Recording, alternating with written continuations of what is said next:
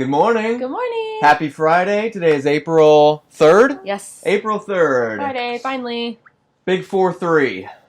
I had to, in my head, count which month April is really quickly. Oh. But it is April 3rd. Friday morning. My name is Adam. I'm the youth pastor at Crossroads Church. This is my beautiful wife, Sydney. This right here is my son. High five. We're going to try something different today and see if he's happier stuck in between us. Life is a constant adventure when you have to tirelessly appease an 8-month-old. Yes. Also, check these bad boys out. She's very proud of these. I got them at Walmart for like $4. Adam, we can't afford not to buy them. Any of you guys ever have that argument? That's my reasoning every time I go. But we have been taking the opportunity every morning to read from Jesus Calling by Sarah Young. It's an amazing 365 daily devotional book. I highly encourage it. If you do have this, go ahead and turn with me right now to April 3rd. I feel like I'm saying April 3rd a lot today. April 3rd, April 3rd. It reads,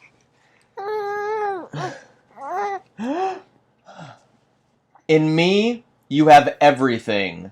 In me, you are complete. Your capacity to experience me is increasing through my removal of debris and clutter from your heart. As your yearning for me increases, other desires are gradually lessening. Since I am infinite and abundantly accessible to you, desiring me above all else is the best way to live. It is impossible for you to have a need that I cannot meet. After all, I created you and everything that is. The world is still at my beck and call, though it often appears otherwise. Do not be fooled by appearances. Things that are visible and... Let me start that over. Things that are visible are brief and fleeting, while things that are invisible are everlasting." Man. There are 2 verses to give us some context. "Now to him who is able to do immeasurably more than all we ask or imagine, according to his power that is at work within us." Ephesians chapter 3, verse 20. "Since we consider and look not to the things that are seen, but to the things that are unseen, for the things that are visible are temporal, brief and fleeting, but the things that are invisible are deathless and everlasting." 2 Corinthians chapter 4, verse 18. I love how the last 2 days have given us an image, an analogy of our heart, yes, like removing the clutter or the weeds dying away from the peace that is in the center of your heart. Mm-hmm. I love the images, but this hit on a very personal note for me today. You want me to tell you how? Yeah. I was very rebellious in my younger days. Very, very rebellious. I had hardened my heart. And, sin had a hold on me. And it seemed that the more I rebelled or gave in to temptation, the more I wanted to do it. And I think that some people have a misconception, maybe, I don't know, that following Jesus Christ or accepting Jesus Christ into your heart is this very, very difficult struggle to not sin. Like, I really want to, but I can't sin today because I've accepted Jesus. And I just want to say that this is so true, that the more you seek God, the more you seek Jesus Christ, the less important these worldly things become. It is so absolutely, unequivocally true, yes, that the more you make Jesus Christ the center of your heart, the less important the things of this world become. Yes, that's the first thing that I thought about, where it says, since I am infinite and abundantly accessible to you. Oh, that's not it. Other desires are gradually lessening as your yearning for me increases. But the first thought that came to me was sin, and that, when you bring God into your life, and you seek him more and you rely on him more and you lean into your faith more, these other things sort of just kind of gradually fall away, or they at least get easier to deal with, approach mentally and get rid of them for good. And I think for anyone that's dealing with that, it's a really good reminder that, God doesn't, God accepts you for your flaws. God accepts you sin, and we're sinners.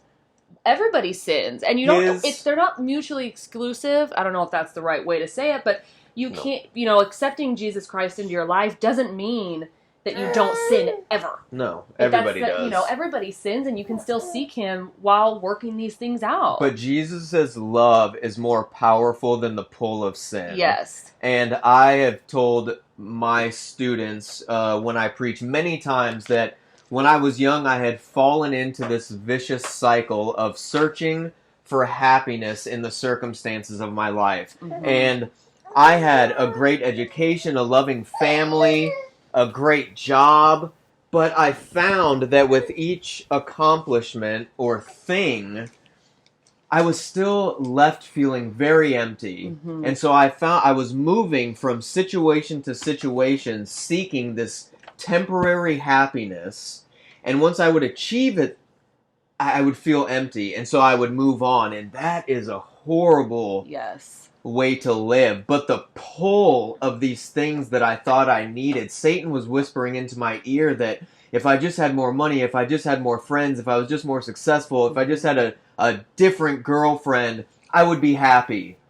And so I would go from thing to thing, and I began to get so empty that I started to experience depression.